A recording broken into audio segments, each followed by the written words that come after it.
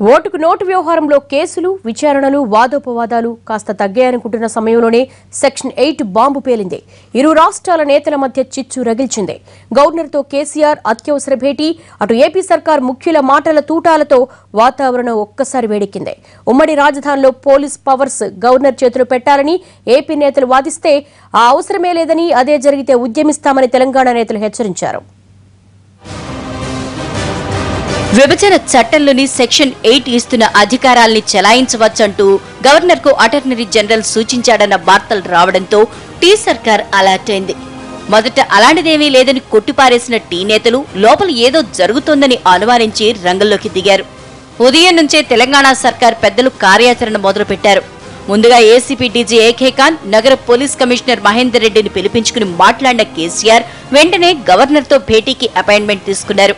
రాజ్భవన్ కు వెళ్లి సెక్షన్ 8 అమలు అంశంపై గవర్నర్తో మాట్లాడారు. ఏడాది నుంచి హైదరాబాద్ లో శాంతి భద్రతలు బాగున్నాయని, ఇప్పుడు సెక్షన్ 8 ను అమలు చేయాల్సిన పరిస్థితులు లేవని ఆయన గవర్నర్ కు తేల్చి చెప్పినట్లు సమాచారం. కేసీఆర్ తో పాటు గవర్నర్ ను కలిసిన మంత్రులు కూడా ఇదే విషయాన్ని గవర్నర్ కు స్పష్టం చేసినట్లు తెలుస్తోంది. ఒకవేళ బలవంతంగా సెక్షన్ 8 ని అమలు చేయాలని చూస్తే ఉద్యమానికైనా సిద్ధమని గవర్నర్ కు కేసీఆర్ తేల్చి చెప్పినట్లు సమాచారం. అవసరమైతే ఢిల్లీలో గానీ, హైదరాబాద్ లో కానీ దీక్ష చేపట్టి ఈ నిర్ణయాన్ని వ్యతిరేకించాలని కేసీఆర్ భావిస్తున్నట్లు తెలుస్తోంది. అరుణ్ జైట్లీ గారు ఆ రోజే రాజ్యసభలో చెప్పారు, శాంతి భద్రతలు అనేది ఆ రాష్ట్ర ప్రభుత్వానికి సంబంధించినవి. ఆ రోజు వాళ్ళ మంత్రులు మాట్లాడినటువంటి భాష, వాళ్ళు మా పోలీసులను తెచ్చుకుంటామంటారు, హైదరాబాద్లో పోలీస్ స్టేషన్లు కట్టుకుంటామంటారు, మాకు రక్షణ లేదని చెప్తున్నారు.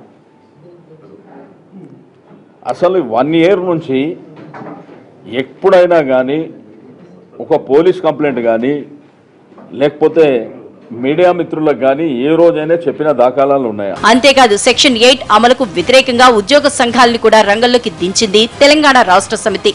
పోలీస్ అధికారాల్ని గవర్నర్ కి అప్పచెప్పాలన్న నిర్ణయాన్ని వ్యతిరేకిస్తామని ఉద్యోగ సంఘాలు, టీఎన్జీఓలు హెచ్చరించారు. రేపు టీఎన్జీఓలంతా 8 సెక్షన్ కు వ్యతిరేకంగా నల్ల బ్యాడ్జీలు కట్టుకుని వీధుల్లోకి హాజరు కావాలని నిర్ణయించారు. ప్రభుత్వానిదో తెలంగాణ ఉద్యమకారులకు సంబంధించినటువంటి అంశం కాదు, మొత్తం 4.5 కోట్ల తెలంగాణ ప్రజలకి సంబంధించినటువంటి అంశం.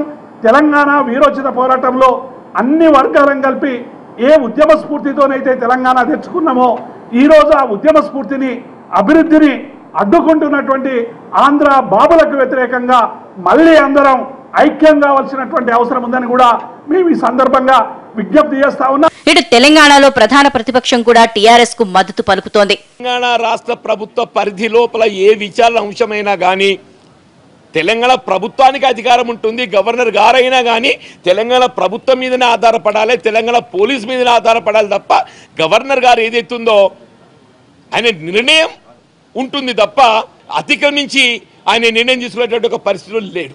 విభజన చట్టంలోని సెక్షన్ 8 ప్రకారం గవర్నర్ కు అధికారాలు అప్పచెప్పడం అంటే రాష్ట్రాల శాంతి భద్రతల విషయంలో కేంద్రం జోక్యం చేసుకోవటమేనని, దీన్ని ఎట్టి పరిస్థితుల్లో ఒప్పుకునేదే లేదని తెలంగాణలో అధికార పార్టీ నేతలు స్పష్టం చేస్తున్నారు. గతంలో అరుణ్ జైట్లీ రాజ్యసభలోనే చెప్పారని, ఇప్పుడు గవర్నర్ కూడా అదే విషయాన్ని స్పష్టంగా చెప్పామంటున్నారు తెలంగాణ మంత్రులు, నేతలు. సెక్షన్ 8 పై ఏపీ సర్కార్ మరింత అటెన్షన్ అయింది. తెలంగాణ నేతల రియాక్షన్లు గమనిస్తూనే తమ వ్యూహాలకు పదునెక్కిస్తోంది.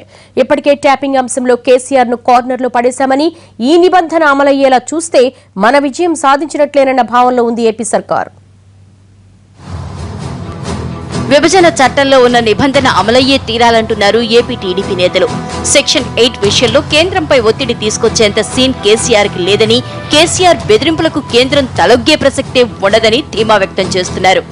కేంద్ర హోంమంత్రిని కూడా కలటం, హోం సెక్రటరీని కలటం జరిగింది. అందులో మా డీజీ గారు అలాగే చీఫ్ సెక్రటరీ గారు కూడా వెళ్ళి ఇవ్వటం జరిగింది. దాని మీద ఎలా అటార్నీ జనరల్ ఒక క్లారిఫికేషన్ ఇవ్వడం జరిగింది. అటార్నీ జనరల్ చెప్పిన ప్రకారం సెక్షన్ 8 గవర్నర్ కంట్రోల్లో ఉండాలని చెప్పడం జరిగింది. ఖచ్చితంగా అమలు చేయవలసిన అవసరం ఉంది. ఎందుకంటే ఆంధ్రప్రదేశ్ ఆత్మగౌరవం కాపాడాలంటే ఖచ్చితంగా ఉండాలి. ఒకళ్ళ మీద మరి మేము ఆధారపడలేకుండా గౌరవంగా బతకాలంటే ఖచ్చితంగా సెక్షన్ 8 అమలు చేయాలని చెప్పి మేము కోరుతున్నాం. హైదరాబాద్ ను కేంద్రపాలిత ప్రాంతంగా చేయాలనే డిమాండ్ ని మళ్లీ తెరపైకి తీసుకొస్తున్నారు కొందరు ఏపీ నేతలు. గవర్నర్ కు పోలీస్ అధికారాల విషయంలో తాము కొత్తగా అడుగుతున్నది ఏమీ లేదంటున్నారు. సెక్షన్ 8 అంటే కేసీఆర్ చాక్లెట్ అనుకుంటున్నారని ఎద్దేవా చేశారు. ఆనాడు section 8 including other provisions of the act ఆ రోజున యాక్సెప్ట్ చేసి ఈరోజు మాకు పనికిరాదనడంలో సమయం ఉంది అంచేత దీన్ని కాంట్రవర్సీ చేయకూడదు. ఎప్పుడైనా ప్రాబ్లం వచ్చినప్పుడు గవర్నర్కి ఉండేటువంటి అధికారాలను ఉపయోగించుకోమని చెప్పారు.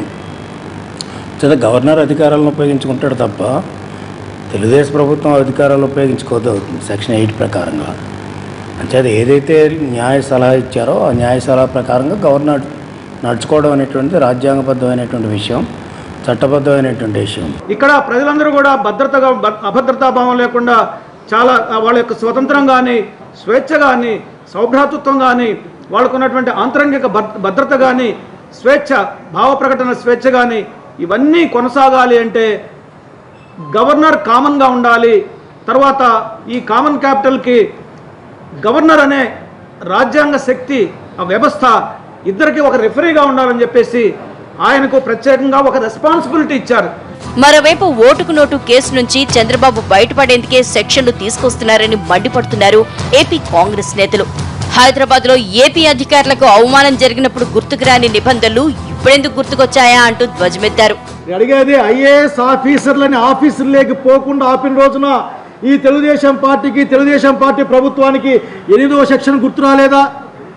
విద్యార్థుల ప్రవేశాలని యూనివర్సిటీలు అడ్డుకున్న రోజున ఈ తెలుగుదేశం పార్టీకి సెక్షన్ 8 గురించి అర్థం కాలేదా? సాగర్ జిల్లాల సమస్య వచ్చినప్పుడు చట్టం గురించి అర్థం కాలేదా? మాకు పోలీసులు ఉన్నారు, మీకు పోలీసులను మాట్లాడిన రోజున అర్థం కాలేదా? అంటే మీ అవసరాల కోసం చట్టంలోని సెక్షన్ల గురించి మాట్లాడతారా మీరు? ఈ మొత్తం ఎపిసోడ్ లో తెలంగాణ బీజేపీ నేతలు వ్యూహాత్మకంగా మౌనం పాటిస్తున్నారు.